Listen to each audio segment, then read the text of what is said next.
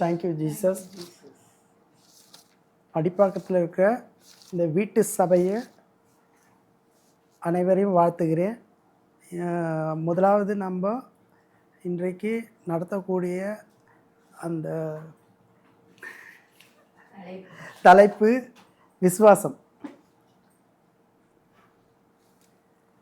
யோவான் 14ஆம் அதிகாரம் 1ஆம் வசனம்.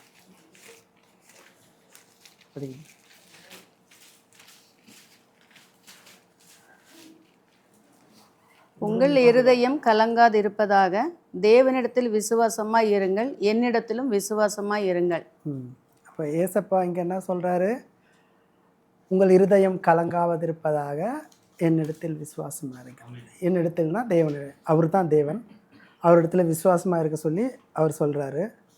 யோவான் 2ஆம் அதிகாரம் 7வது வசனம், 7லேருந்து 11 வரைக்கும் படி. இயேசு வேலைக்காரரை நோக்கி, ஜாடிகளிலே தண்ணீர் நிரப்புங்கள் என்றார். அவர்கள் அவைகளை நிறைய நிரப்பினார்கள். அவர் அவர்களை நோக்கி, நீங்கள் இப்பொழுது மொண்டு பந்தி விசாரிப்புக்காரனிடத்தில் கொண்டு போங்கள் என்றார். அவர்கள் கொண்டு போனார்கள். அந்த திராட்சரசம் எங்கே இருந்து வந்தது என்று தண்ணீரை மொண்ட வேலைக்காரருக்கு தெரிந்ததே அன்றி பந்தி விசாரிப்புக்காரனுக்கு தெரியாததினால் அவன் திராட்சரசமாய் மாறின தண்ணீரை ருசி பார்த்தபோது மணவாளனை அழைத்து, எந்த மனுஷனும் முன்பு நல்ல திராட்சரசத்தை கொடுத்து ஜனங்கள் திருப்தியடைந்த பின்பு ருசி குறைந்ததை கொடுப்பான், நீரோ நல்ல ரசத்தை இதுவரைக்கும் வைத்திருந்தீரே என்றான். ஆமென். ஆமென். ஏசப்பா செஞ்ச முதல் அற்புதம் இதுதான். அந்த அற்புதத்தில் நல்ல ரசம் நமக்கு தான் கொடுத்துருக்காரு, சீஷராகிய நமக்கு கொடுத்துருக்காரு. அது பெரிய ஒரு அற்புதம். ஆமென். பெரிய பாக்கியம். அதுதான் அந்த அதில் தான் சொல்கிறாரு, சீஷர்கள் ஃபஸ்ட் டைமு விசுவாசம் வைக்கிறாங்க. இப்போ எல்லாமே நம்ம சீஷரை குறித்து தான் பேசுகிறோம். அது நம்ம பக்தி விருத்தி அடையவும் சீஷர்கள் தான் ஃபஸ்ட்டு. இப்போ ஃபுல்லாகவே சீஷர்களுக்காக தான் பேசிகிட்டு இருக்கோம். விசுவாசம் வைக்கணும், யார் மேலே விசுவாசம் வைக்கணுன்றதெல்லாம் அதை குறித்து பேசிகிட்ருக்கோம். யோவான் 2ஆம் அதிகாரம் 22லேருந்து 23. அவர் இப்படி சொன்னதை அவர் மரித்தோரிலிருந்து எழுந்த பின்பு அவருடைய சீஷர்கள் நினைவு கூர்ந்து வேத வாக்கியத்தையும் இயேசு சொன்ன வசனத்தையும் விசுவாசித்தார்கள். பஸ்கா பண்டிகையிலே அவர் எருசலேமில் இருக்கையில் அவர் செய்த அற்புதங்களை அநேகர் கண்டு அவருடைய நாமத்தில் விசுவாசம் வைத்தார்கள். ஆமென். ஆமென். இப்போ பாருங்கள், எல்லாருமே முதல்ல சீஷர்கள் அங்கே அற்புதம் பார்த்தது விசுவாசம் வைக்கிறாங்க. இப்போ அடுத்தது ஜனங்கள் எல்லாருமே அவர் செய்த அற்புதத்தை பார்த்துட்டு விசுவாசம் வைக்கணும். இப்போ விசுவாசம் கொஞ்சம் கொஞ்சமாக இன்க்ரீஸ் ஆகிட்டே போகுது. யோவான் 3ஆம் அதிகாரம் 16லேருந்து 18.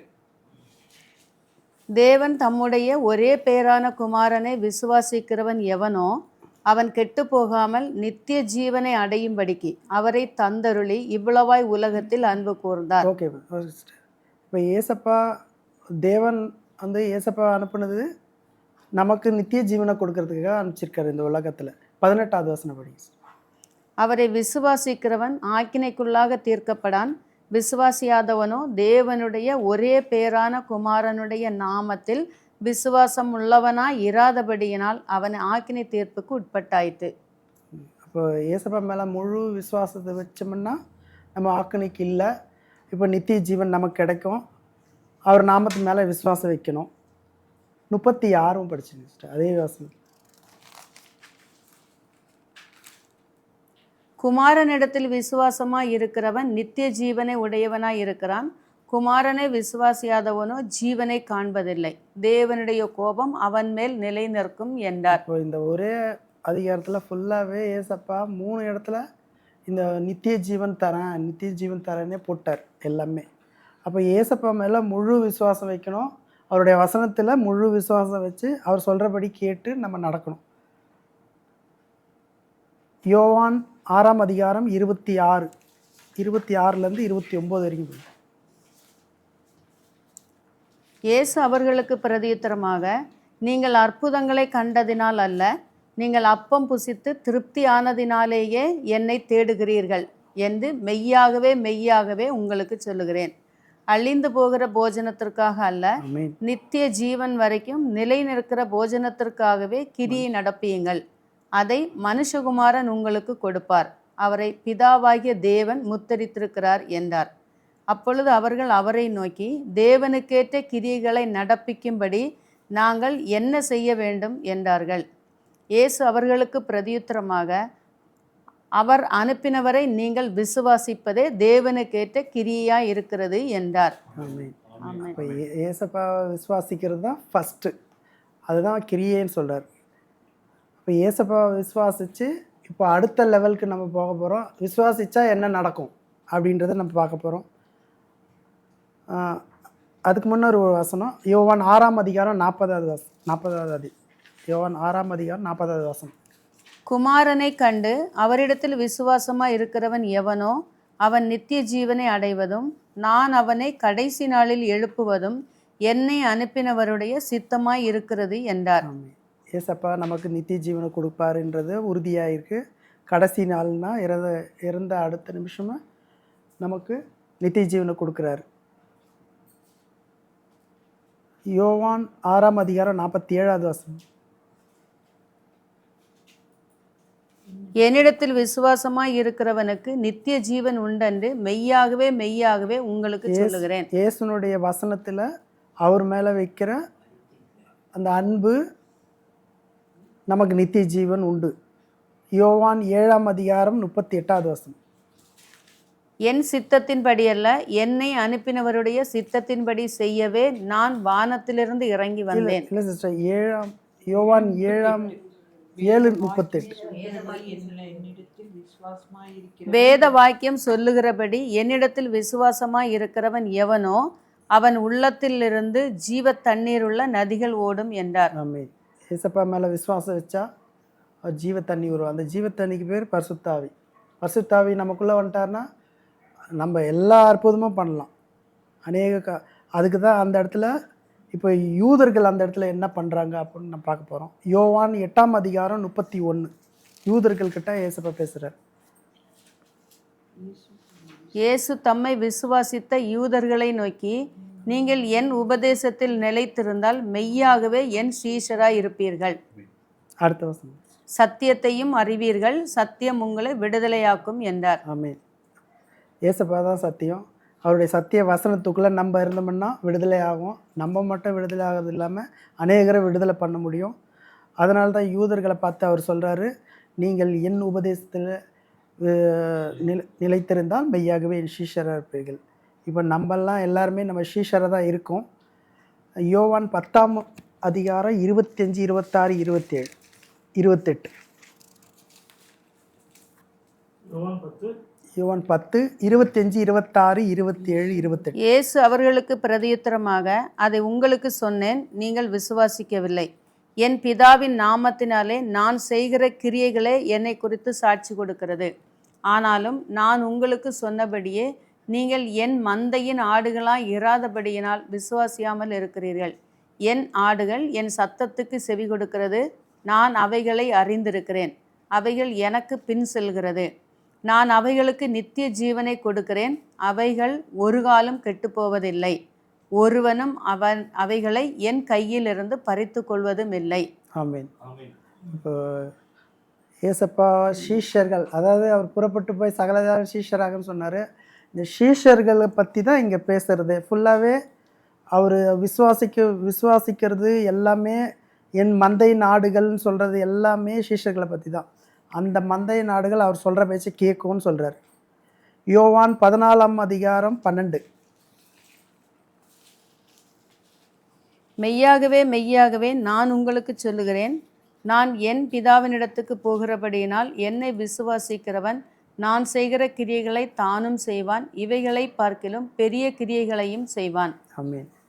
ஏசப்பா சொல்லிட்டாரு, நான் போகிறேன், அந்த பவரை உங்களுக்கு கொடுத்துருக்கேன், நீங்களும் என்னை விட அதிகமாகவும் செய்யலாம். கிரியைகள்னால் சுகப்படுத்துகிற வரங்கள் கொடுத்துட்டு போகிறேன், அதை நீங்களும் பண்ணலான்னு சொல்கிறார் ஏசப்பா. அது எப்படி அவர் அது வசனத்தோடு நிரூபிக்கிறார். மார்க் 16, 15, 15 18. மார்க்கு 16, 15, 16, 17, 18, 19, 20 அப்படியே லைனாக. மார்க்கு 15, மார்க்கு 16, மார்க் 16, மார்க்கு 16, 15 இருந்து தானே, 15. 15லேருந்து. பின்பு அவர் அவர்களை நோக்கி, நீங்கள் உலகமெங்கும் போய் சர்வ சிருஷ்டிக்கும் சுவிசேஷத்தை பிரசங்கியுங்கள்.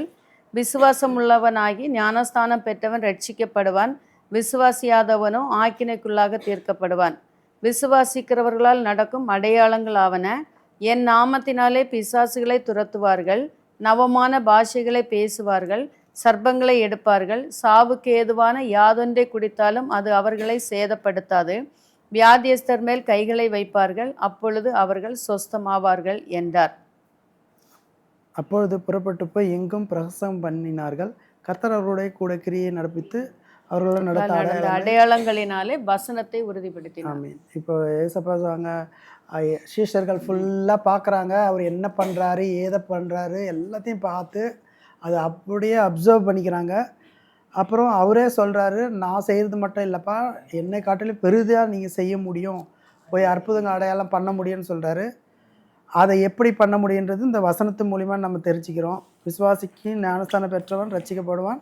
அவன் என்னென்னலாம் பண்ணுவான்னா க்ளீனாக சொல்லிட்டாரு. சர்ப்பங்களையும் எடுப்பார்கள், சாவுக்கொன்றை கொடுத்தாலும் சேதப்படுத்தாது, எல்லாம் வியாதிஸ்த மேலே கை வச்சு அவங்கள சுஸ்தப்படுத்துவார்னு எல்லாமே க்ளீனாக நமக்கு டோட்டலாக க்ளீனாக தெரியும். இப்போது நம்ம அதை தான் பண்ணிகிட்டு இருக்கோம். ஹாஸ்பிட்டலுக்கு போகிறோம், ஊழியம் பண்ணுறோம், அங்கே சுகம் படுறாங்க, அற்புத அடையாளம் நடக்குது, அங்கே சீஷர்களும் உருவாகிறாங்க, அங்கேருந்து சீஷர்களும் உருவாகும். ஏசப்பா நாமத்தை ஒவ்வொரு நாளும் சொல்லிக்கிட்டே இருக்கோம். ஆமீன். யோவான் 20:31 வசனம். யோவான் 20:31. மத்தேயு, மார்க், லூக்கா, யோவான் ஃபுல்லாகவே எதற்கு கொடுக்கப்பட்டிருக்குதுன்னு நம்ம பார்க்கணும். இயேசு தேவனுடைய குமாரனாகிய கிறிஸ்து என்று நீங்கள் விசுவாசிக்கும்படியாகவும் விசுவாசித்து அவருடைய நாமத்தினாலே நித்திய ஜீவனை அடையும்படியாகவும் இவைகள் எழுதப்பட்டிருக்கிறது. அப்போது நம்ம கிரியை பண்ணணும், அதாவது விசுவாசிக்கணும். ஏசப்பா விசுவாசித்து அந்த வசனத்தை படித்து அவர் என்னெல்லாம் பண்ணியிருக்காருன்னு எக்ஸாம்பிளை ஏற்கனவே சொல்லிட்டு போயிட்டாரு. அதன்படி செய்யணும். செய்யறதுக்காகவே இந்த மத்தேயு, மார்க், லூக்கா, யோவானை எழுதி வச்சுருக்காரு. அதன் மூலமாக நமக்கு நித்திய ஜீவனை கிடைக்கிது. இப்போது இது எல்லாமே ஸ்டார்டிங்லேருந்து பார்த்தோம்னா விசுவாசிக்கணும். சீஷர்கள் விசுவாசித்து அவர் கிரியை பண்ணணும். இது ஃபுல்லாகவே அந்த மத்தேயு, மார்க், லூக்கா, யோவானில் நடந்தது. இப்போது ஏசப்பா பேசுனது ஆவியானவர் அங்கே கொஞ்சம் பேசியிருக்காரு. அதில் அந்த விசுவாசத்தை பற்றி நம்ம பேச போகிறோம். விசுவாசம் இல்லாதவங்க எப்படி இருப்பாங்க அதை பற்றி நம்ம பார்க்க போகிறோம். 1 தீமோத்தேயு 4ஆம் அதிகாரம் 1லேருந்தே படி. 4ஆம் அதிகாரம் 1லேருந்து 12. 1 தீமோத்தேயு 1லேருந்து 12. நம்முடைய இரட்சகராய் இருக்கிற தேவனும் நம்முடைய நம்பிக்கையாய் இருக்கிற கர்த்தராகிய இயேசு 1 தீமோத்தேயு 4ஆம் அதிகாரம் 4லேருந்து 12.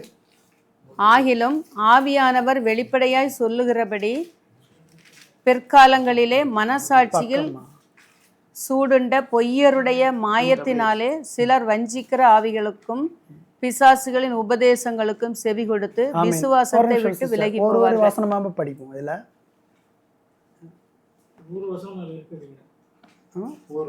ஒவ்வொரு வசனமாக படிப்போம். இந்த 12 இல்லை ஃபுல் டீட்டெயில் ஏசப்பா கொடுத்துருக்காரு. எப்படி இருப்பாங்க, அதாவது கட்டட சபையில் இருக்கிறவங்க, அந்த இப்போ சீஷர்கள் இப்போ பார்த்தோம், நம்ம இப்படிலாம் பண்ணுறோம். அதாவது விசுவாசிக்கிறவர்கள், விசுவாசம் இல்லாதவர்கள் என்னெல்லாம் அவங்களுடைய உள்ளுக்குள்ளே இருக்குது, அவங்க கிரியைகள் என்ன இருக்குன்றத இங்கே ஃபுல்லாக இருக்குது. அதை பற்றி நம்ம இங்கே பார்க்க போகிறோம். ஒன்று ஒன்றா படிச்சிங்கன்னா அது விளக்கங்கள் வரும்.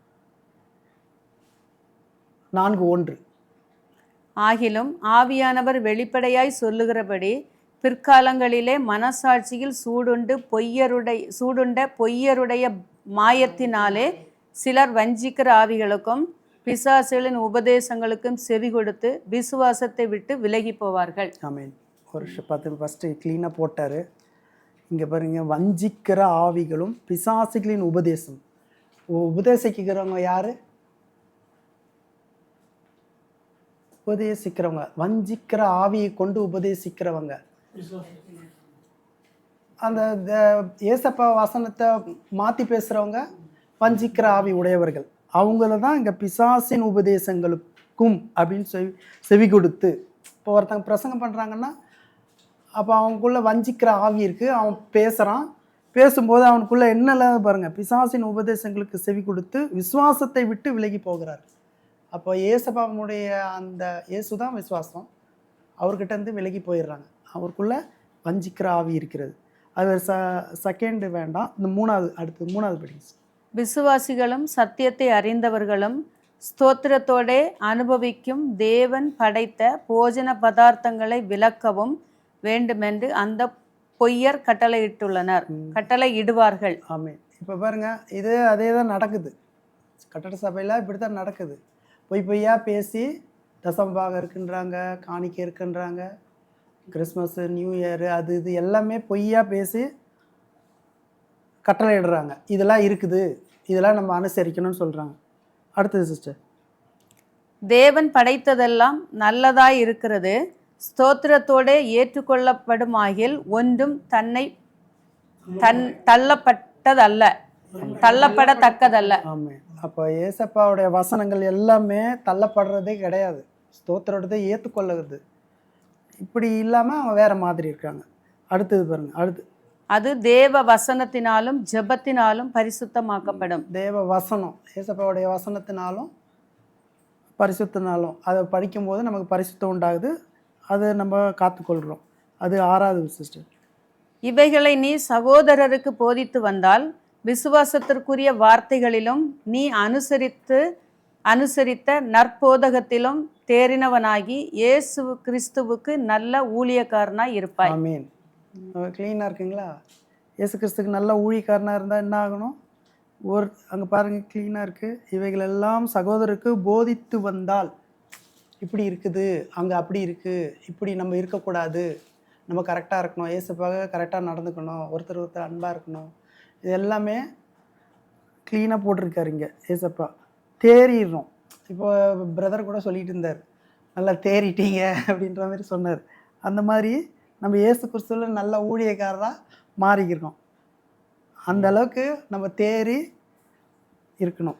அடுத்தது பாருங்க, சீர்கேடும் கிளவிகள் பேச்சுமாய் இருக்கிற கட்டுக்கதைகளுக்கு விலகி தேவ பக்திக்கு ஏதுவாக முயற்சி பண்ண.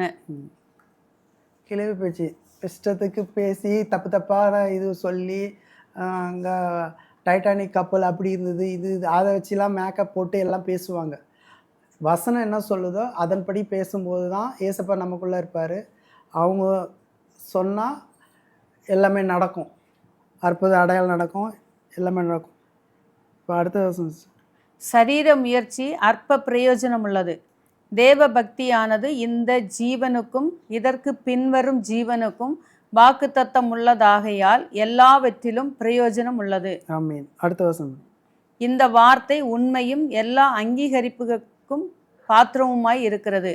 அடுத்தது, இது நிமித்தம் பிரயாசப்படுகிறோம், நிந்தையும் அடைகிறோம், ஏனெனில் எல்லா மனுஷருக்கும் விசேஷமாக விசுவாசிகளுக்கும் இரட்சகராகிய ஜீவனுள்ள தேவன் மேல் நம்பிக்கை வைத்திருக்கிறோம். ஆமீன். 11 இவைகளை நீ கட்டளையிட்டு போதித்து கொண்டிரு. ஏசப்பா சொல்கிறது எல்லாமே ஃபுல்லாக காத்துக்கோ, உன்னை கரெக்டாக நடந்துக்கோ,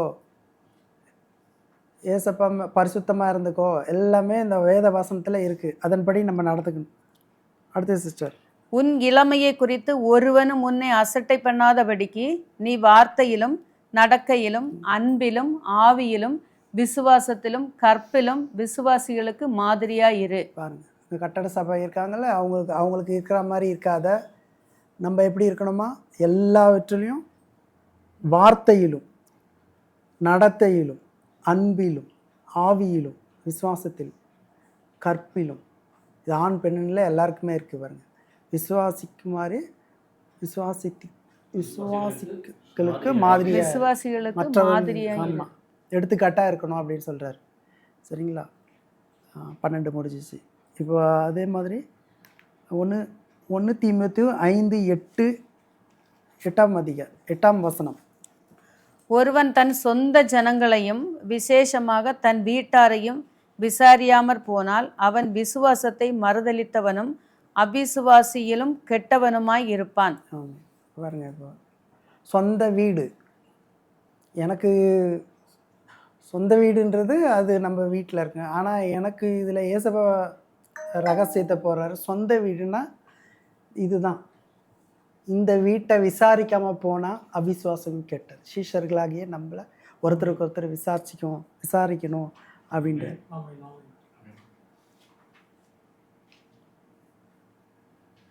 அடுத்தது 1 தீமோத்தேயு 6 அதில் 1 ஒரு 12 அதோட முடிஞ்சிச்சு. தேவனுடைய நாமமும் உபதேசமும் தூஷிக்கப்படாதபடிக்கு அடிமைத்தன நுகத்திற்குட்பட்டிருக்கிற வேலைக்காரர் யாவரும் தங்கள் எஜமான்களை எல்லா கனத்திற்கும் பாத்திரர் என்று எண்ணிக்கொள்ள கடவர்கள். விசுவாசிகளாகிய எஜமான்களை உடையவர்கள் தங்கள் எஜமான்கள் சகோதரராய் இருக்கிறதினாலே அவர்களை அசட்டை பண்ணாமல்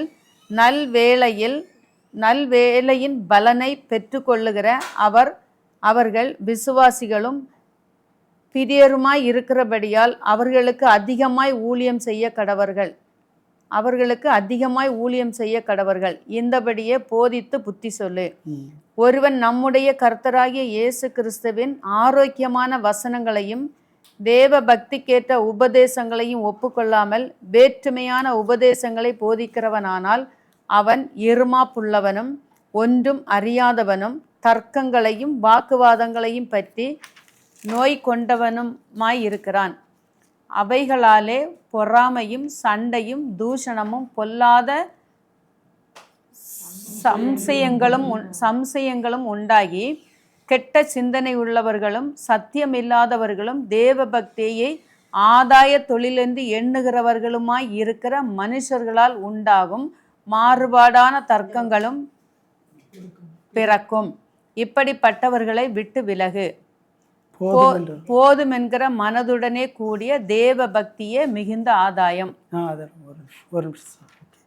இப்போ பார்த்தீங்கன்னா இதில் ஏசப்பா என்ன சொல்கிறாரு, இப்போது கர்த்தராகி இயேசு கிறிஸ்துவனுடைய ஆரோக்கியமான வசனத்தை நம்ம பிடிச்சிக்கிடலன்னா அவன் எப்படிப்பட்டவனாக இருக்கிறான், அவருடைய உபதேசத்தை பிடிச்சிக்கலன்னா இருமாப்பு உள்ளவனும் அறியாதவனும் ஒன்றுமே தெரில, அவனுக்கு ஒன்றுமே தெரியல அர்த்தம். யூஸ்லெஸ்ன்னு சொல்கிற மாதிரி ஒன்றுமே தெரில அப்படின்னு சொல்கிறாரு. வாக்குவாதம் பற்றியும் அப்புறம் நோய் கொண்டவனும், அப்புறம் பார்த்திங்கன்னா இங்கே பொறாமை சண்டை தூஷிக்கணும் பொல்லாத எல்லாமே இங்கே கெட்ட சிந்தனை, இப்படிப்பட்ட சத்தியத்தை சரியாக புரிஞ்சிக்காமல் அவங்க இஷ்டத்துக்கு பேசிக்கிட்டு அவங்க இஷ்டத்துக்கு நடந்துக்கிட்டு இதை கட்டட சபையில் இருக்கிற எல்லாம் இப்படி தான் இருக்கிறாங்க. அப்படிப்பட்டவங்க அவங்க விட்டு விலகுன்றார். சரிங்களா? போதும் என்கிற மனதுடன் கூடிய தேவ பக்தியே மிகுந்த ஆதாயம். Amen amen. Okay brother.